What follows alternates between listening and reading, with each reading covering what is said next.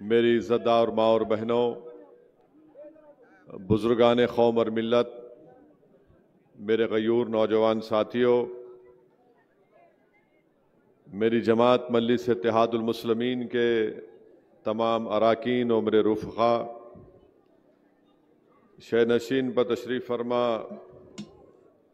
हाजी सत्तार पटेल साहब, अयूब चेयरमैन साहब, अज़हर पठान साहब, समीर साजिद साहब, शारिक नक्शबंदी साहब, मुशू पटेल साहब, शफीक पटेल साहब, तैयब पटेल साहब, शकील सिद्दीकी साहब, समद पटेल साहब, जनाब प्रभाकर पारदे साहब, कलीम पटेल साहब, जनाब विकास इटके साहब, माजिद पठान साहब, काका साहब काटके साहब, कुनाल कराज साहब, हैदराबाद के सीनियर मजलिसी रुकन वो रुकने बल्दिया सलीम बेग साहब, सीनियर मजलिसी क़ायद जनाब मंसूर खां साहब, सफ़ीउद्दीन शफ़ी साहब, असरार साहब, वहीदुज़्ज़मा साहब, असगर जैदी साहब, मोहतरमा फलक साहिबा, मेरे अज़ीज़ दोस्तों और बुज़ुर्गों, हरसोल की इस तारीख़ी मुकाम से मुझे मजलिस इत्तेहादुल मुस्लिमीन के इंतखाबी जलसे से आप तमाम के दरमियान में खड़े होकर बोलने का मौका मुझे अल्लाह सुब्हाना व तआला ने इनायत फरमाया। मैं सबसे पहले इस सरज़मीन के उन मशहूर व मारूफ लोगों को खिराज अक़ीदत पेश करना चाहता हूँ जो आज इस दुनिया में नहीं है। मेरी अल्लाह से दुआ है कि यासीन पटेल साहब और करीम पटेल साहब को, इन मरूमीन को अल्लाह सुब्हाना व तआला इनकी मग़फ़रत करे, इनकी ख़बरों को कुशादा फरमाए और अल्लाह सुब्हाना व तआला सुबह क़यामत तक जनाब यासीन पटेल और करीम पटेल मरहूम साहब की तरह यहाँ पर हज़ारों ऐसे लोगों को अल्लाह उनका नेमल बदल बनाकर पैदा करे ताकि वो इखलास के साथ इस सरज़मीन पर बसने वाले अवाम की रहबरी, उनकी सरपरस्ती और उनकी मदद कर सके। मेरे अज़ीज़ दोस्तों और बुज़ुर्गों,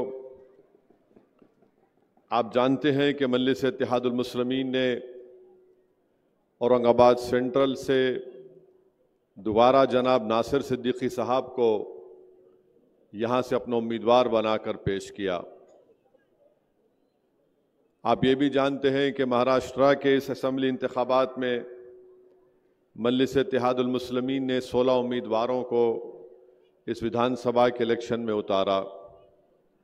यकीनन ये हमारे लिए एक आसान फैसला नहीं था, ख़ास तौर से हमारे छोटे भाई समीर साहब के लिए, उनके लिए भी बड़ा ये सख्त तकलीफ़ दे बात थी कि वो भी ख्वाहिशमंद थे, मुझसे मिले, मैंने उनको हैदराबाद आने की दावत दी और मेरी उनसे बातचीत भी हुई, मगर अल्हम्दुलिल्लाह उन्होंने मजलिस इत्तेहादुल मुस्लिमीन के एक पाबंद डिसिप्लिन सिपाही की तरह बड़े कशादा दिल के साथ जनाब नासिर सिद्दीकी साहब को जो मजलिस ने उम्मीदवार बनाया उसको कबूल किया और मुझे यकीन है कि इंशाअल्लाह ताला आइंदा ज़रूर अल्लाह जनाब समीर साहब को एक मौका देगा ताकि वो आवाम की अच्छी तरीक़े से खिदमत कर सकें।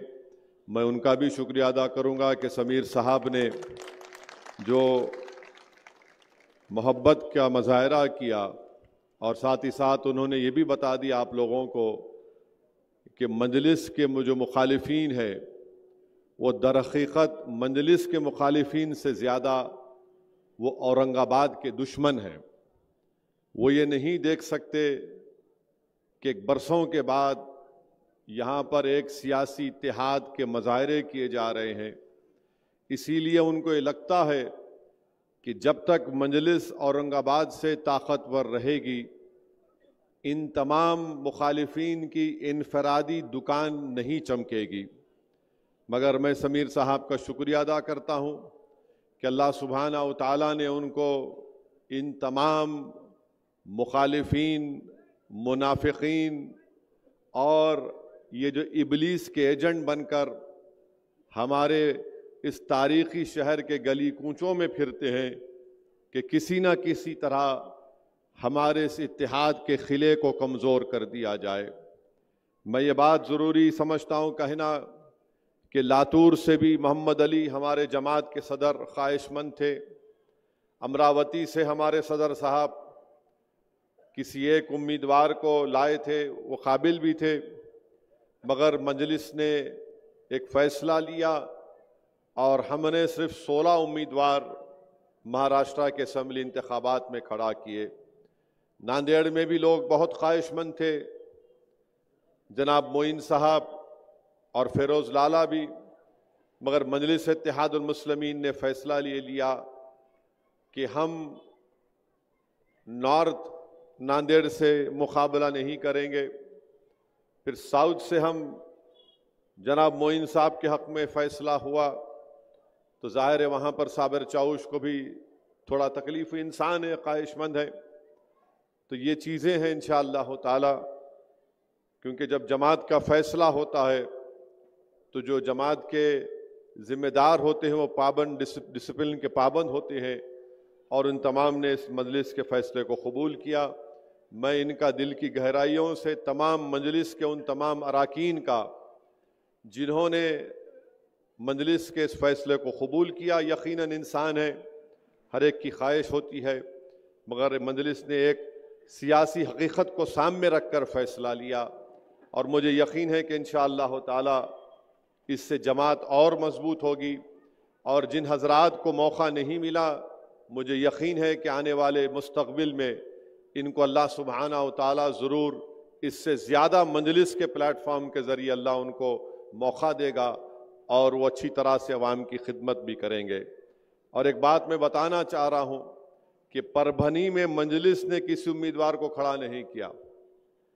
ये जो साहब खड़े हैं, मैंने उनको फ़ोन कर कर कहा कि आपको बी फॉर्म नहीं दिया गया था, मगर इसके बावजूद भी आपने कैसे वो बी फॉर्म हासिल किया। तो खैर अब पुलिस कंप्लेन हो चुकी है, अब जब FSL की रिपोर्ट आएगी तो शायद उनको जेल को भी जाना पड़े। मैंने खुद उनसे कहा था कि तुम मत लड़ो, तुम्हारे पास जो तुम फॉर्म दाखिल करे वो गलत है। तो खैर अब मैं ये बात अवामी तौर पर वाज़े करना ज़रूरी समझता हूँ। और एक बात बताना चाहूँगा कि बहुत से लोग समझते कि इम्तियाज़ जलील साहब फैसला करते, नहीं करते। इम्तियाज़ जलील साहब फैसला, इम्तियाज़ जलील साहब से मशवरा करते, हर आदमी से मशवरा करते। फैसला असदुद्दीन ओवैसी मशवरे के बाद लेता है। तो बहुत से लोगों को ये हमारे मुखालिफिन को ये है नहीं इम्तियाज़ कर रहा। मेरे को इम्तियाज़ से कुछ भी नहीं है, मेरे को इम्तियाज़ से मुखालिफत है। सदर साहब मेरे लिए अच्छे हैं। मेरे भाई, तुम बाप को गाली नहीं देंगे, बेटे को देंगे तो बाप मुस्कुराएगा।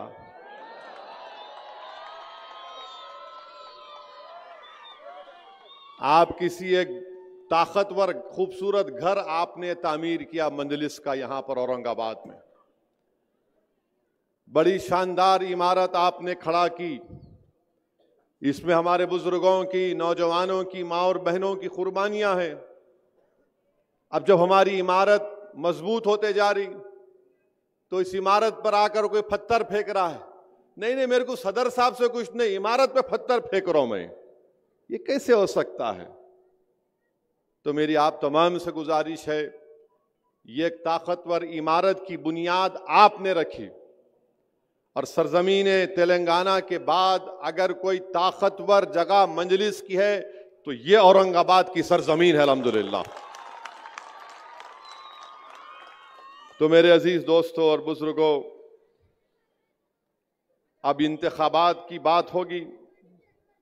9:12 हुए हैं, 9:15 नहीं हुए। ये बात करे कि मीडिया वालों को 15 मिनट से बड़ी मोहब्बत हो गई। क्या है नहीं मालूम, 15 मिनट से इनको इतनी मोहब्बत। तो खैर अभी 9:12 हुए। मेरे अजीज दोस्तों और बुजुर्गों, 20 नवंबर के दिन इंतखाबात की रायदही का दिन है और सेंट्रल में नासिर सिद्दीकी साहब का नाम मशीन में 12वें नंबर पर है और ईस्ट में इम्तियाज जलील साहब का मशीन में नंबर 6 नंबर पर है। तो मैं हमारे बुजुर्गों से, हमारी इज़्ज़तदार माँ और बहनों से, नौजवानों से, तमाम औरंगाबाद के वोटर से अपील कर रहा हूं कि इन दोनों असेंबली हल्के जात से आप मजलिस के उम्मीदवारों को कामयाब करके आप यहां से उनको अपना एमएलए बनाइए ताकि वो महाराष्ट्र की विधानसभा में जाकर आपकी आवाज बन सके। देखिए, ताकतवर और कमजोर में फर्क होता है। ताकतवर ये बोलता है कि मैं इलेक्शन जीतूंगा, नासिर सिद्दीकी बोल रहे हैं मैं इलेक्शन जीतूंगा, ये ताकतवर बोल रहा है। समीर बोल रहा है कि मेरे को टिकट नहीं मिला, वक्तिया तौर पे तकलीफ हुई, मगर मेरी जमात जीतेगी। इम्तियाज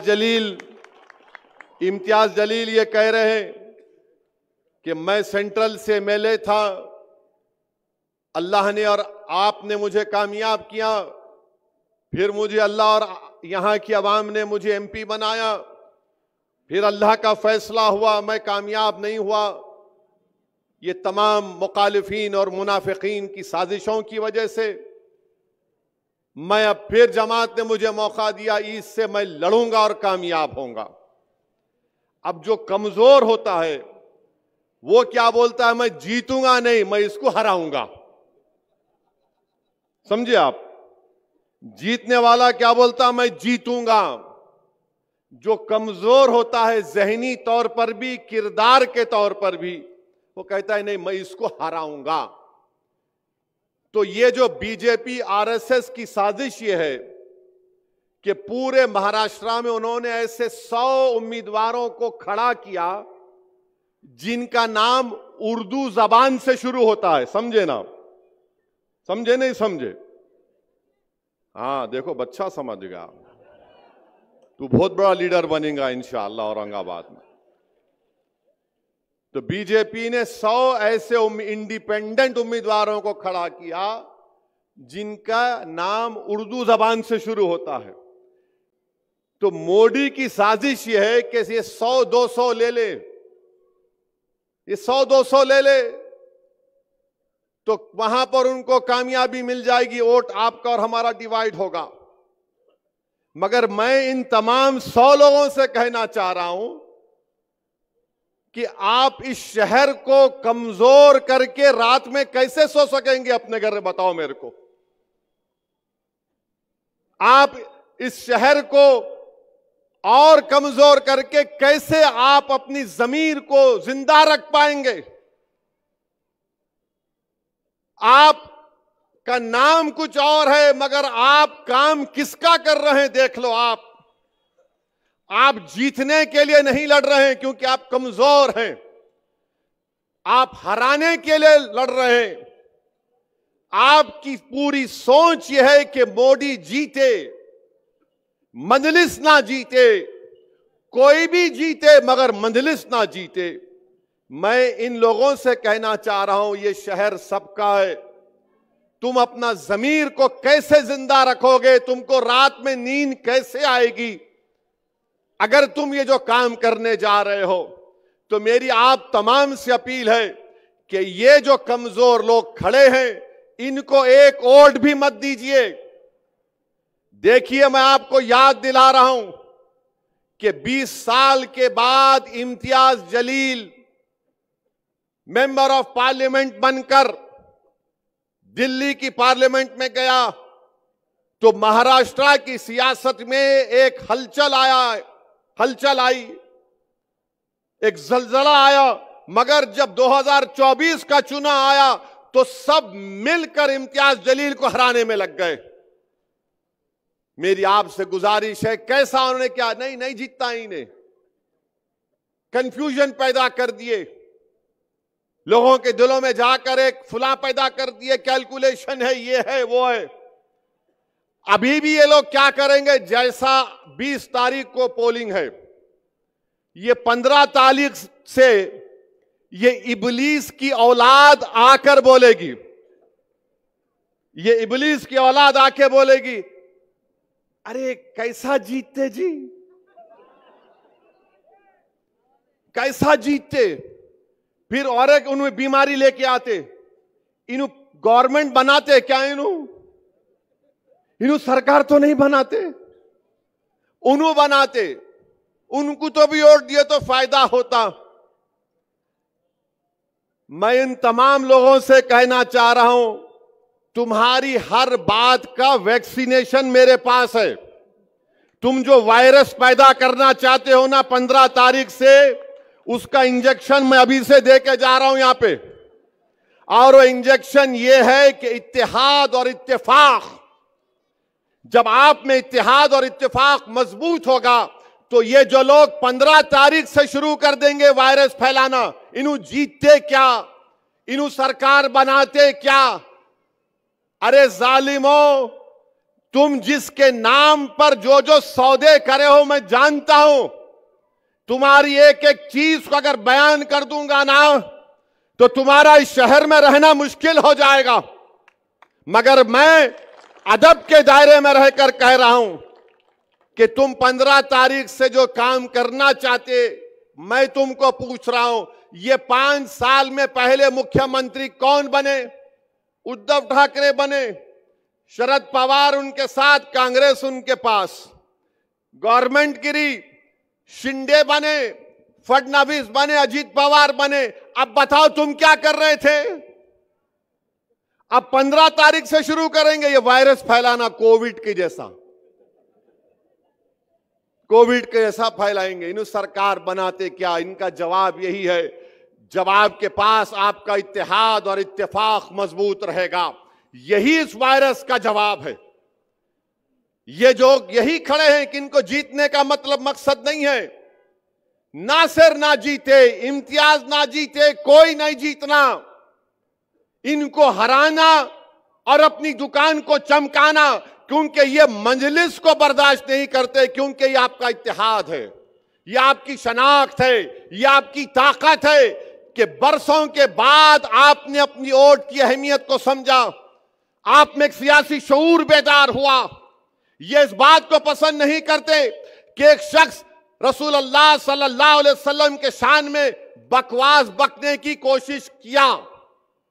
हम बार बार बोलते हैं उन्हें गुस्ताखी किया। नहीं मेरे भाई, अगर कोई आसमान की तरफ देखकर थूकेगा तो थूकने वाले के चेहरे पर गिरता है, आसमान पर नहीं गिरता। अगर कोई बोलेगा कि मैं चांद को पत्थर मार के तोड़ दूंगा, तो चांद पर नहीं जाता पत्थर, वापिस उसके पास आके गिरता। मगर दुनिया ये समझ रही थी कि सिर्फ बयान देकर खामोश हो जाएंगे, मगर एक मजलिस का एक सिपाही है और रहेगा जिसने दुनिया को बता दिया कि जालिमों ने, मुनाफिकीन ने तमाम मिलकर मुझे औरंगाबाद की पार्लियामेंट की सीट से जीतने नहीं दिए। मगर मैं एमपी नहीं था, मगर मैंने अपने आका की गुलामी का सबूत इस बात पर दिया कि मैं एमपी रहूं या ना रहूं, मेरे जीने का मकसद यह है कि किसी भी मजहबी रहनुमा के ऊपर कोई बकवास नहीं कर सकता। इम्तियाज जलील ने ऐलान किया कि बंबई में जुलूस तक जाएंगे, गाड़ियों की जुलूस पे जाएंगे। तो ये वायरस फैलाने वाले बोल दिए, क्या होगा, इसको पुलिस रोक लेती, ऐसा ही ड्रामा कर रहा है इन्हें। ये वायरस फैलाने वाले हिंदुस्तान की बड़ी बड़ी शख्सियतों के पास पहुंच गए। अरे जरा असदुद्दीन साहब को समझाइए। तो खैर वो लोग मेरे को ही बताए। मैंने कहा हज़रत, इम्तियाज जलील खाली मशवरा देते, फैसला मेरा है, एक बार फैसला हो गया तो वापस नहीं लिया जा सकता। फिर वो लोग मेरे को कांटेक्ट किए, अजी साहब दंगा हो जाएगा। मिला दंगा होगा? कैसे दंगा होगा बताओ? नहीं दंगा हो सकता, मैं कह रहा हूं नहीं होगा। अरे आपको क्या है, आप हैदराबाद में बैठे, मेला हजरत हैदराबाद में बैठा हूं, दिल औरंगाबाद की जनता को देकर आया हूं। फिर मेरे को बोले अब क्या है कि आप जो चाहे कर लो। मेला आपसे कौन पूछ रहे, मैं करना चाह रहा हूं, आपको क्या करना है, जो चाहे करेंगे। इम्तियाज जलील जुलूस निकालने के उस दिन मेरे को फोन करे, असद भाई बड़ी बड़ी पुलिस के लोग आके मेरे को बोल रहे नको निकलो। मैंने कहा इम्तियाज साहब आप ये बोले ना कि आप बंबई जाके बंबई के होम मिनिस्टर को महाराष्ट्र के एक मेजर देंगे कि उस शख्स को गिरफ्तार करो, उस पर कानूनी कार्रवाई करो, तो आप उनको बोलो तुम मेरे को बंबई जाने मत दो, अमित शाह यहाँ पे है, मैं यहाँ जाके इनसे मिल लेता हूं। तो पुलिस के लोग बोले अम्मा इन्हें तो नमाज कम कराने गए तो हमारे गले में ज़कात सदका रोजे भी डाल दे रहा। तो बोले नहीं आप चले जाओ, शाह साहब को डिस्टर्ब मत करो। इसको सियासत बोलते प्यारे, ये कमजोर लोग नहीं समझ सकते। खैर जुलूस निकला अल्हम्दुलिल्लाह।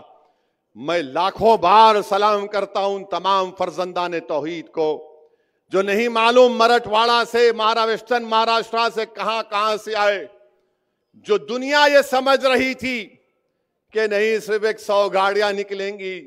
दुनिया ने देख लिया कि नामूस से रिसालत के मसले पर अगर किसी ने आवाज उठाई, एहतजाज किया, तो उसका नाम इम्तियाज जलील और मजलिस इत्तेहादुल मुस्लिमीन। तो मेरे भाई जुलूस निकल गया। अब ये वायरस, कोविड के वायरस वालों को परेशानी शुरू हो गई। अम्मा ये नया काम कर दिया इन्हें, अब इनको समझ में नहीं आया। अच्छा ये जितने खड़े हुए हैं ना मजलिस के खिलाफ, जिनके नाम उर्दू से शुरू होते, जो नासिर के खिलाफ, इम्तियाज के खिलाफ खड़े हुए, इनसे पूछो जाके वो गाड़ियों के जुलूस में तू एक गाड़ी दिया क्या? एक गाड़ी तो देना था, कोई गाड़ी तो छोड़ो, ये निकले भी नहीं घर से अपने। अरे जब तुम एक गाड़ी नहीं दे सकते, तुम एक दमड़ी नहीं दे सकते, तो तुम इस गयूर सरजमीन पर बसने वाले फर्जंदाने तौहीद और आशिक रसूल की ओर तुम कैसा मांग सकते, बताओ मेरे को। किस मुंह से तुम वोट मांगने निकले हो? हां तुम्हारे पप्पा मोदी है, पप्पा जी का ऑर्डर हुआ, बोले नाम डाल दे प्यारे, तो आप फौरन अपने मालिक को खुश करने के लिए ये 90 लोग पूरे महाराष्ट्र में अपने नाम डाल दिए, इस उम्मीद पर कि चंदे में कम से कम 100 वोट तो मिल जाएंगे। चंदे में कुछ नहीं मिलेगा इंशाअल्लाह ताला। मुझे यकीन है कि तुम्हारे घर में तुम्हारी मां, तुम्हारा बाप, तुम्हारा बेटा भी मजलिस को वोट देगा इंशाअल्लाह ताला। तुम देख लेना मेरी इस बात को। तुम अपने घर में क्या हो रहा नहीं जानते हो, तुम्हारी औलाद क्या कह रही है मुझसे मैं जानता हूं, मगर तुम खड़े होकर सिर्फ बीजेपी को और मजलिस के मुखालिफिन को कामयाब करना चाहती हैं। मेरी आपसे गुजारिश है कि इम्तियाज जलील को नहीं, नासिर सिद्दीकी को मत देखिए, असदुद्दीन ओवैसी को मत देखिए, अपनी इस इमारत को देखिए जिसको आपने औरंगाबाद में तामीर किया। और याद रखिए यह इमारत और ताकतवर बनाना है उसको। उस इमारत को आपको अपनी मेहनतों से आपने तामीर शुरू की, उसकी बुनियादों में आपके आंसू हैं, उसकी बुनियादों में आपका खून है, उसकी बुनियादों में हमारे आने वाली नस्लों के ख्वाबों को पूरा करना है। और याद रखो इस देश की हकीकत यह है हमारे वतन अजीज की, कि जिसकी आवाज सियासी आवाज होगी उसी को सुना जाएगा, चाहे वो दलित हो, चाहे वो मुसलमान हो, मुस्लिम अकलियत हो, चाहे वो मराठा हो। अगर आपका नेता होगा तो आपकी आवाज सुनी जाएगी। मैं सलाम करता हूं मराठों को जिन्होंने जरंगे पाटिल को अपना नेता माना। एक दुबला पतला शख्स रातों की नींद हराम करके रख दिया मोदी की, रातों की नींद हराम करके रख दिया। अब मोदी अपने भाषण में क्या बोल रहे कि बैकवर्ड क्लासों को डिवाइड किया जा रहा है। तो मोदी भी अब एक पोजीशन ले लिए जरंगे पाटिल के खिलाफ। नरेंद्र मोदी इंशाअल्लाह ताला आप जरांगे पाटिल को नहीं हराएंगे, जरांगे पाटिल तुम्हारों को हराएगा इंशाअल्लाह ताला। मेरे अजीज दोस्तों और बुजुर्गों, अब यहां बीजेपी का रिकॉर्ड महाराष्ट्र में आप देख लिए, औरंगाबाद में पर कैपिटा महाराष्ट्र में इनकम कितना है? जो औरंगाबाद जिले का जो पर कैपिटा इनकम है वो रियासत के पर कैपिटा इनकम से कम है। आप देख लीजिए कि महाराष्ट्र में बेरोजगारी का तनासुब यानी परसेंटेज 3.3% है। महाराष्ट्र के शहरों में बेरोजगारी 5% है, देही इलाकों में, गांव में 4% बेरोजगारी है। बल्कि आईएलओ का एक सर्वे कहता है कि महाराष्ट्र में 15% बेरोजगारी है। और फिर आप देखते हैं कि इस शहर से कितनी नाइंसाफी उद्धव ठाकरे ने भी और शिंदे और मोदी ने की।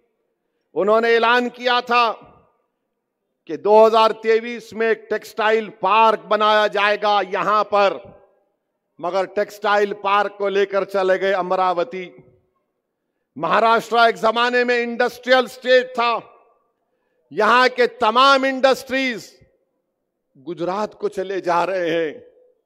क्या शिंदे, क्या फडणवीस, क्या उद्धव ठाकरे आपको दिख नहीं रहा है कि एक टाटा एयरबस, वेदांता फॉक्सकॉन, ये दोनों को मिलाए तो 1,80,000 करोड़ के बराबर प्रोजेक्ट थे। गुजरात को चले गए क्योंकि मोदी जी बोले मैं भाषण दूंगा महाराष्ट्र में आकर, हिंदू मुसलमान का झगड़ा खड़ा करूंगा, वोट हासिल कर लूंगा, मगर मैं पैसा गुजरात को लेकर जाऊंगा। फिर आप महाराष्ट्र की इकोनॉमी देख लीजिए, 2014-19 में 6% ग्रोथ थी, 2019 और 24 में सिर्फ 4.5%। इस साल इकोनॉमी सिर्फ 5.6, मगर आप इन्फ्लेशन को अगर आप ले लिए तो 0.4% बढ़ा। आज भारत के प्रधानमंत्री जनाब नरेंद्र मोदी बड़ा भाषण दिए, उस पर भी आता हूं जरा उस पे। महाराष्ट्र में 2023 में 2850 किसानों ने खुदकुशी कर ली। मैं नरेंद्र मोदी से, अमित शाह से, शिंदे से, फडणवीस से कह रहा हूं, तुम एक खुदकुशी करने वाले किसान के घर को क्यों नहीं गए? तुम बड़े बड़े भाषण देते हो, लंबी लंबी झूठ बोलते हो। महाराष्ट्र में 2023 में 2850 किसानों ने खुदकुशी कर ली। खुद इस डिवीजन में इस साल 2024 के 6 महीने में 430 किसानों ने खुदकुशी कर ली। अरे ये जो उम्मीदवार नासिर के खिलाफ खड़ा है, ये जो उम्मीदवार इम्तियाज जलील के खिलाफ खड़ा है, ये जो उम्मीदवार वेस्ट औरंगाबाद से खड़ा है, अरे 6 महीने में इस डिवीजन में 430 किसानों ने खुदकुशी कर ली। अगर वो किसान जो खुदकुशी किया तुम्हारा भाई, तुम्हारा रिश्तेदार होता तो तुम्हारे दिल पर क्या गुजरती? तुमको क्या मोहब्बत किसानों से? फिर आप देख लो महाराष्ट्र में, एक जमाने में महाराष्ट्र में एग्रीकल्चर प्रोडक्टिविटी बड़ी हाई होती थी, ज्यादा होती थी। अब महाराष्ट्र में चावल, वीट, धान, ये सब खाली 1/3 हो गई। आंध्रा, हरियाणा, तेलंगाना इससे ज्यादा पैदा करता है। अब बोलो मोदी, बोलो शिंदे, बोलो फडणवीस, इस बारे में नहीं बोलेंगे। फिर महाराष्ट्र में जो जमीन है, जो जिरात की फार्म साइज है, बहुत छोटा है। 73% लैंड होल्डिंग जो 1 हेक्टर पर है, 1 हेक्टर पर है। फिर आप देखिए मोदी आकर बड़ा बड़ा भाषण देकर गए। महाराष्ट्र में 2023 में सबसे ज्यादा हेट स्पीचेस महाराष्ट्र में हुए। फिर महाराष्ट्र में सबसे ज्यादा लोग दंगों में पकड़े गए 2022 में। महाराष्ट्र का बजट आप देख लो, एग्रीकल्चर में 15% कम कर दिया गया, सेहत और फैमिली वेलफेयर में 9% कम कर दिया गया, शहरी विकास अर्बन डेवलपमेंट में 27% कम कर दिया गया। और उसका नतीजा क्या निकला कि यहां पर पीने का पानी नहीं है औरंगाबाद। मोदी जी आएंगे औरंगाबाद को तो नरेंद्र मोदी अपने हेलीकॉप्टर को जहां ये कचरा डाल रहे ना वहां उतारना, तुम वहां अपने हेलीकॉप्टर को उतार के बगैर नाक को हाथ लगाए मोदी जी आप आना यहां पे। यहां बैठे तो बो आ रही है और बोल रहे हम सब चीज कर दिए, हम आसमान से तारे तोड़ के लाए, कुछ नहीं हुआ। फिर आप देखिए SC ST OBC माइनॉरिटी के बजट को कम कर दिया गया। और आपको मालूम हर साल महाराष्ट्र में करीब 60,000 करोड़ रुपए खाली इंटरेस्ट पर जो पैसा दिया जाता है वो महाराष्ट्र की सरकार देती है। जो कर्जा लिया गया करीब 60,000 करोड़ सालाना दिए जाते हैं। अच्छा, ये शिंदे बोल रहे मैं लाडली बहना दिया, अच्छा किए, जेब से दिए, घर का पैसा है तुम्हारे, पब्लिक का पैसा है। जिसको मिला बहुत अच्छा है, जिसको मिला मिलके भी आप किसको बटन दबाएंगे? हमारी मां और बहनें भी ऊपर बैठी हुई हैं। अगर आपको मिले 1500 रुपये तो बोलना thank you but we'll vote for MIM only. इन्हों अपने जेब से दे रहे क्या? 60 साल से नाइंसाफी करे, मिला अच्छा है और मिलना था। अच्छा, अब ये मैं सुना कि बाज लोग बांट रहे भी मिठाई, ए तो आना चलना, ये मेरे पद यात्रा में चल। अच्छा, कोई टून भी है तो बोले तो आके बैठ मेरे जलसे में, तेरे को इतने पैसे लो, मिठाई खाओ। इनका ने बहुत आया मोदी के पास से, मिठाई खाओ बोल रहा हूं मैं। अब मिठाई गुलाब जामुन भी हो सकती, जो जो दे रहे खाओ, छोड़ो मत, यही मौका है खींचने का। फिर आप देखो माइनॉरिटी का बजट सिर्फ 975 करोड़। अब ये लोग बोलते अरे मंजलिस के साथ जीत गए तो क्या कर लिए रे तेलंगाना में, क्या कर लिए वहां तेलंगाना में? यहां पर महाराष्ट्र का वजारत अखिलती बहबूद मिनिस्ट्री ऑफ माइनॉरिटी का बजट 975 करोड़ रुपये, तेलंगाना में 3000 करोड़ रुपये। ये ताकत होती है सियासी ताकत, ये कमजोर नहीं समझ पाएंगे। तो मेरे अजीज दोस्तों और बुजुर्गों, फिर जो हॉस्टल बनाना था हमारी बच्चियों के लिए शहरों में, उसमें भी शिंदे पैसे कम कर दिए। तो ये महाराष्ट्र में हो रहा है। अच्छा मेरे अजीज दोस्तों और बुजुर्गों, आप जानते हैं कि इस शहर में कोई काम नहीं हुआ। 22 साल MP थे खैरे साहब, कुछ नहीं करते थे। और फिर इम्तियाज जलील को हराने में सबसे बड़ा रोल ये जो अपने आप को सेक्युलर बोलते हैं उन लोगों का रहा। वोट कितना लिए वो लोग? ये वायरस फैलाने वाले आए थे उस वक्त भी, अरे इन्हें एक जीता तो क्या होता। मेरे भाई, मैं आपको बताना चाह रहा हूं कि अगर आज इम्तियाज जलील मेरे साथ भारत की पार्लियामेंट में होता तो वक्फ बिल को पास करने में मोदी को बड़ी मुश्किल पेश आती। अगर अख्तरुल ईमान कामयाब हो जाते किशनगंज से तो वक्फ बिल लाया नहीं जाता था पार्लियामेंट में। मैं आपसे हाथ जोड़ के अपील कर रहा हूं कि मुझे आपने अकेला कर दिया भारत की लोकसभा में, मगर खुदा के लिए महाराष्ट्र की विधानसभा में आपको नासिर सिद्दीकी को और इम्तियाज जलील को यहां से कामयाब करके भिजाना है।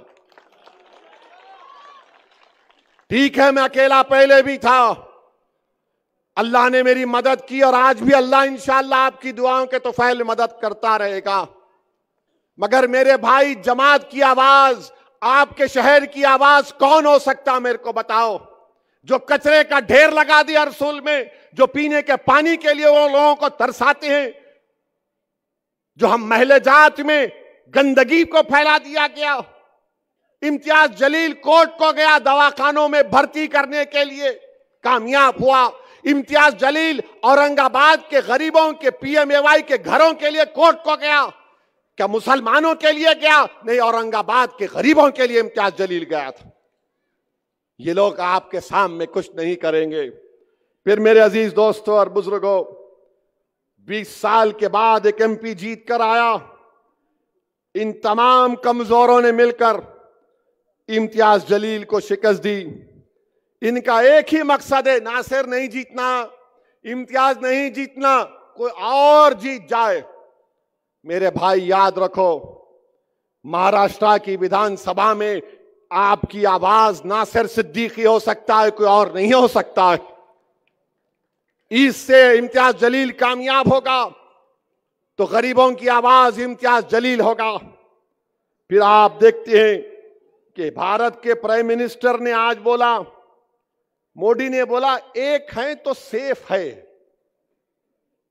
एक है तो सेफ है। ये मीडिया वाले मेरे पीछे आ गए दोपहर में, इन भाई देखो जिनके सर पे कम बाल है मगर अपने भाई है। आई लव यू, मैं पूरों से मोहब्बत करता हूं। तो उन्होंने बोले, अरे बोलो ना भाई, उन्होंने बोले। मैं बोला शाम में, इस उम्मीद पर बोल रहा हूं कि बाद में नान खलिया आप खिलाएंगे मेरे को। मोदी बोले एक है तो सेफ है। अब इसका जवाब क्या है मंजलिस की तरफ से, असदुद्दीन ओवैसी की तरफ से? मोदी जी सुनो, अनेक है तो अखंड है। मोदी क्या बोल रहे? एक है तो सेफ है। मंजलिस क्या बोल रही? मोदी अनेक है तो अखंड है। भारत में अनेक लोग हैं, मराठा है, दलित है, मुसलमान है, क्रिश्चियन है, ईसाई है, ओबीसी है, तमिलियन है, पंजाबी है, तेलंगाना का है, तेलुगु बोलने वाला है, अरे अनेक है। तो भारत अखंड है। मोदी क्या बोल रहे? एक हो जाओ। कैसा होंगे बाबा? कोई अपने कल्चर को छोड़ेगा, कोई अपनी गुजराती तहजीब को छोड़ेगा, तो मोदी चाहते क्या है कि सब भारत की डाइवर्सिटी खत्म हो जाए। ये एक का मतलब ये है। मंजलिस क्या बोल रही? हम अनेक हैं तो अखंड है। मोदी एक करना चाहते हैं, आरएसएस एक करना चाहती है। और मैं मोदी को जवाब दे रहा हूं, इंसाफ है तो इंडिया सेफ है, इंसाफ है तो इंडिया सेफ है, संविधान है तो सम्मान है, अंबेडकर जिंदा है तो गोडसे मुर्दा है। और फिर मोदी बोले एक है तो सेफ है। जितने छत्रपति शिवाजी महाराज को सच्चे मानने वाले हैं तो मोहब्बत है, तो मोहब्बत है। और मोदी बोल रहे एक है तो सेफ है। तो मोदी क्या कर रहे महाराष्ट्र के चुनाव में? मोदी एक काम कर रहे हैं कि मराठा वर्सेस ओबीसी कर रहे हैं। मोदी क्या करना चाहते हैं? मैं हमारे ओबीसी भाइयों को बोल रहा हूं कि इसकी साजिश में मत आओ आप। ये एक की बात कर रहा है, हम अनेक की बात कर रहे हैं। ये लड़ाना चाहते हैं, एक के नाम पर सबको लड़ाना चाहते हैं। आप इनकी साजिशों में मत आओ। अच्छा मोदी जी ये तो बताओ, एक है तो सेफ है, तो आपने क्यों कहा था 2024 के पार्लियामेंट के इलेक्शन में राजस्थान में आपने हिंदू बहनों से कहा था कि आपका मंगलसूत्र निकाल कर मुस्लिम औरतों को दे दिया जाएगा? और आप आज महाराष्ट्र में आके बोल रहे एक है तो सेफ है। फिर मोदी ने कहा आपकी भैंस को लेकर मुसलमानों को भैंस दे दिया जाएगा। मोदी ने कहा था कपड़े देखकर पहचानो, अगर एक है तो सेफ है। तो बताओ मोदी, आपके घर से चंद मिनट के फासले पर दिल्ली की सड़कों पर किसका खून बह रहा था, किसको बेघर कर दिया गया था, इसका बात नहीं करेंगे। और फिर मोदी बोलते हैं एक है तो सेफ है। मोदी जी, वो इतने 4 साल से चीन जो कब्जा करके बैठा हुआ है, तो अब कल से भाजपा वाले बोलेंगे ए ओवैसी क्या बोल रहा है, डेप्सांग डेमचाक पोंगसांग सू में चीन पीछे हट गया। चीन पीछे हट गया, अब वहां पे बर्फ है, 25 पेट्रोलिंग पॉइंट पे हम नहीं जा सकते। मैंने नहीं कहा, लद्दाख की एसपी ने कहा, मोहतरमा ने कहा। तुमने डेमचाक डेमसांग में बफर जोन बना दिए। क्यों बनाए तुम बफर जोन? किसी के बाप की जमीन नहीं, भारत की जमीन है वो। तुमने डेमचाक लद्दाख का नाम लेकर तुमने चाइना को अरुणाचल प्रदेश में यांगजी में वहां पर पेट्रोलिंग राइट्स दे दिए। कहां अरुणाचल, कहां लद्दाख। और इसी पार्लियामेंट में राजनाथ सिंह ने खड़े होकर अरुणाचल प्रदेश के यांगसी के बारे में कहा था, चाइना यूनिलैटरली हमारे बॉर्डर को बदलना चाहता है। आज मोदी चाइना को अरुणाचल प्रदेश में पेट्रोलिंग के राइट्स दे दिए। और फिर मोदी क्या समझते कि जो मेरे को मान लिया उन्हें देशभक्त है, जो नहीं माना उन्हें देशभक्त नहीं है। मैं आपको नहीं मानता मोदी जी, क्या करेंगे आप? मैं देशभक्त हूं, मैं नहीं मानता तुम्हारे को, मैं तुम्हारी आइडियोलॉजी को नहीं मानता। मैं तुम्हारे साथ जब तक जिंदा हूं तुम्हारे से खिलाफ लड़ता था, लड़ता रहूंगा इंशाअल्लाह ताला। मैं नहीं मानता तुम्हारी आइडियोलॉजी को जो लोगों के दिलों को तोड़ती है। मैं नहीं मानता तुम्हारी आइडियोलॉजी को जो लोगों की नफरत की दीवारों को उठाती है। मैं नहीं मानता तुम्हारी सोच और फिक्र को जो भारत को कमजोर करना चाहती। मगर मोदी क्या बोलते, मेरी तारीफ करो, तुम देशभक्त हो। और by the way, China Modi का दोस्त हो चुका है आजकल। मेरे अजीज दोस्तों और बुजुर्गों, मैं आपको बताना चाह रहा हूं कि आज नासर के खिलाफ भी कैंडिडेट है। कौन है उन्होंने? क्या शिवसेना वाले उद्धव ठाकरे, सॉरी 2 शिवसेना हो गए, दोनों मिलके घी चाट रहे। एक घी खा लिए, एक चाट रहे। किसने CAA बिल की तायीद की थी पार्लियामेंट में? किसने NRC की तायीद की थी? किसने ट्रिपल तलाक की तायीद की थी? किसने UAPA के कानून की तायीद की थी? किसने, जब वक्फ बिल पेश हुआ तो उद्धव ठाकरे के MP नहीं थे लोकसभा में, मैं देखा हूं। कोई उद्धव ठाकरे के MP नहीं थे लोकसभा में, पूरे बाहर चले गए। जब वक्फ का बिल पेश हुआ तो कौन लड़ रहा था? उस वक्फ के कानून के इंट्रोडक्शन पर असदुद्दीन ओवैसी अकेले लड़ रहा था। और मैं आपको आज दिल की बात बता रहा हूं, मुझे माफ कर देना औरंगाबाद के गयूर लोगों, मैं जब अकेला खड़े होकर उसके इंट्रोडक्शन के खिलाफ लड़ रहा था तो 2-2 बार मेरी जबान से निकल गया, इम्तियाज मियां उठो, इम्तियाज मियां उठो, मगर इम्तियाज मियां यहां बैठे थे। मेरे भाई, ये वक्फ का कानून मस्जिदों को छीन लेगा अगर यह कानून बनता है। यह कानून बनता है तो दरगाहों को छीन लेगा, ईदगाह की जमीन को छीन लेगा, कब्रिस्तानों को छीन लेगा। इतना गंदा बिल है बनाया गया। बताओ, अगर तुम्हारी आवाज होती भारत की पार्लियामेंट में, इम्तियाज अख्तर अली मान अगर कामयाब हो जाते, किसका फायदा होता? आपका होता, संविधान का होता, जमहूरियत का होता। मगर ये कोविड का वायरस फैलाने वाले हमारी सफों में निफाक पैदा कर दिए। इस तरह का वक्फ का बिल पेश किया गया भारत की पार्लियामेंट में। मेरे अजीज दोस्तों और बुजुर्गों, इस कानून के खिलाफ हमको और आपको खड़े होना है। और मुझे यकीन है कि अगर ये बिल हुकूमत नरेंद्र मोदी लेकर आएगी तो एक बात तो यकीन के साथ कहूंगा मैं, जो एहतजाज CAA में हुआ उससे डबल एहतजाज पूरे भारत में होगा। सुन लो नरेंद्र मोदी, इंशाअल्लाह ताला। ये बिल को हम नहीं मानते। ये बिल हमारी मस्जिदों को छीनना चाहेगा। अगर ये महाराष्ट्र में कौन विधानसभा में खड़े होकर ये 100 लोग बोलेंगे? अगर ये कानून की तस्दीक कराने के लिए इस कानून के खिलाफ अगर कोई आवाज उठाएगा तो ये लोग उठाएंगे। ये उद्धव ठाकरे, शिंदे, बीजेपी, इनके पैसों पर बिकने वाले लोग जो जमीर बेच रहे हैं, अरे तुम औरंगाबाद को कमजोर कर रहे हो। कौन उसके खिलाफ महाराष्ट्र की विधानसभा में आवाज उठाएगा? नासिर सिद्दीकी खड़ा हो जाएगा, इम्तियाज जलील खड़ा हो जाएगा, फारूक शाह खड़ा हो जाएगा, मुफ्ती इस्माइल खड़े हो जाएंगे, वारिस पठान खड़ा हो जाएगा, फैयाज खड़ा हो जाएगा।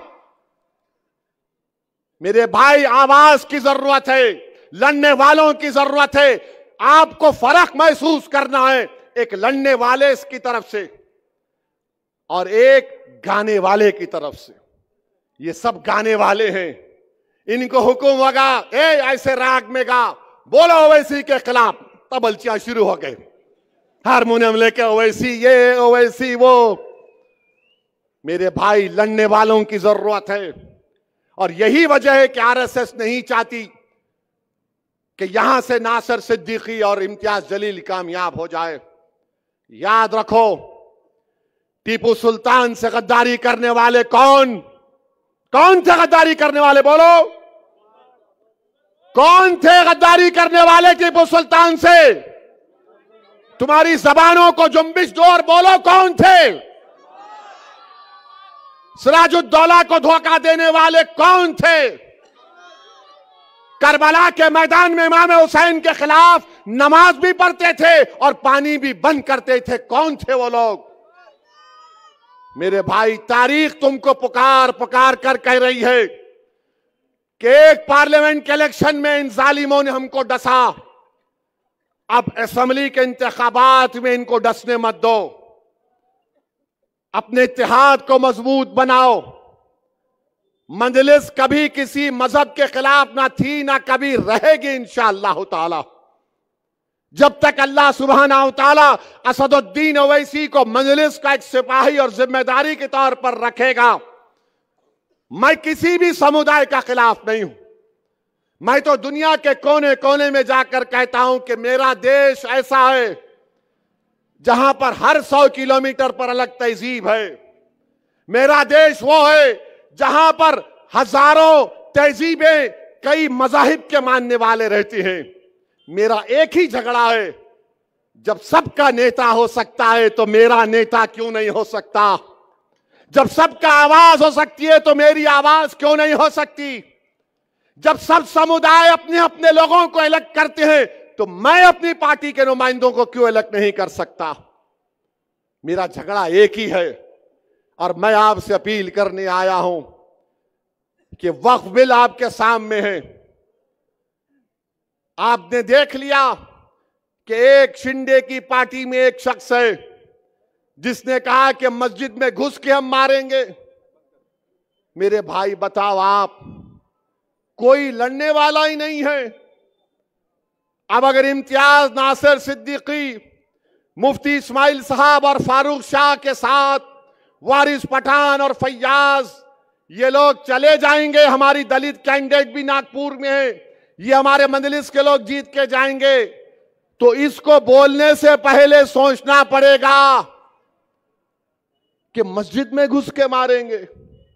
मोदी जी बोलो, इसके ऊपर तुम क्या बोलते? एक है तो सेफ है। अरे ये तुम्हारी पार्टी में है तो सेफ है।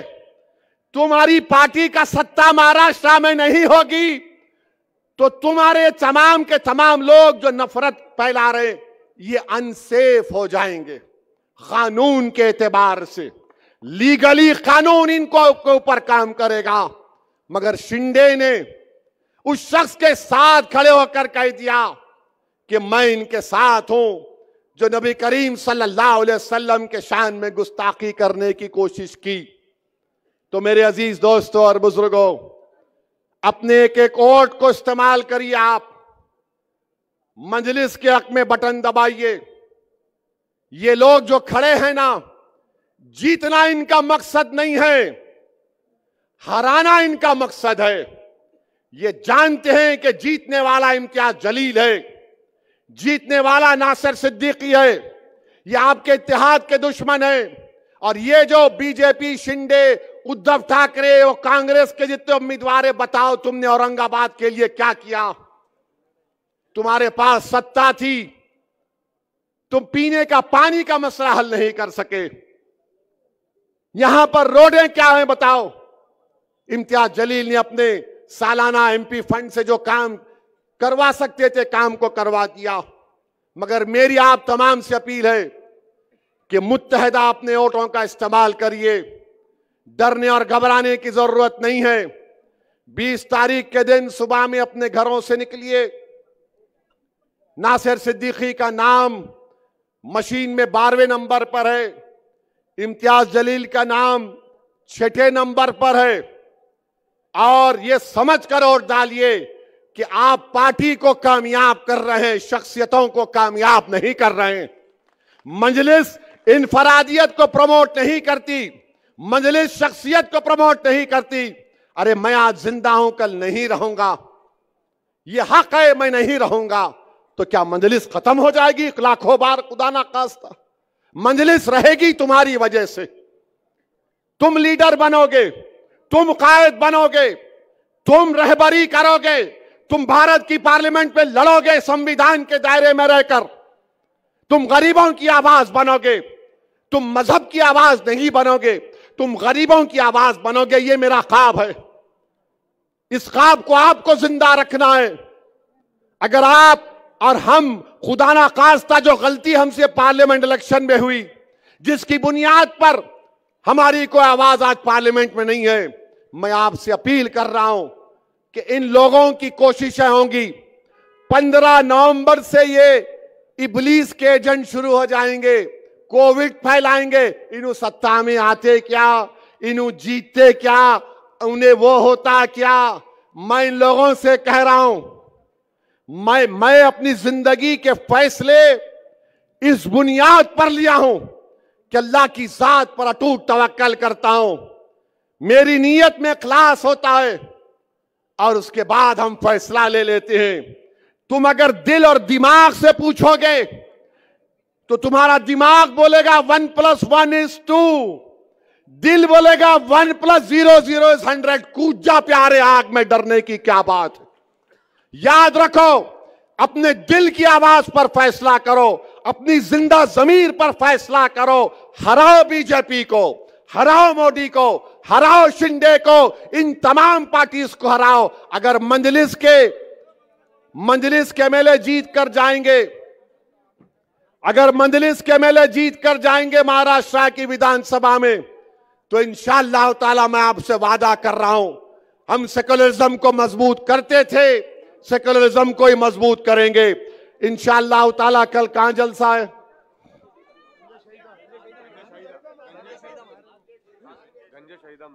कल गंजे शहीदा में है।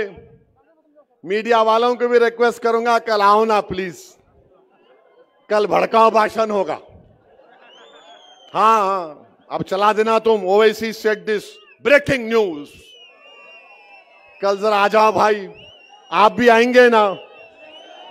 कल आएंगे ना? साथ है ना आप लोग? तो 20 तारीख को आसमानों पे क्या दिखेगा और कैसा दिखेगा? ऐसा डाल के जीप जीप जीप पूरा सबको काट देने का। अरे अभी नो बोलेंगे, हम ऐसा बोले, पतंग बोल रहा हूं मैं। ये तो मीडिया वाले बोलेंगे ओ ऐसा काट। नो नो, पतंग, पतंग का निशान है।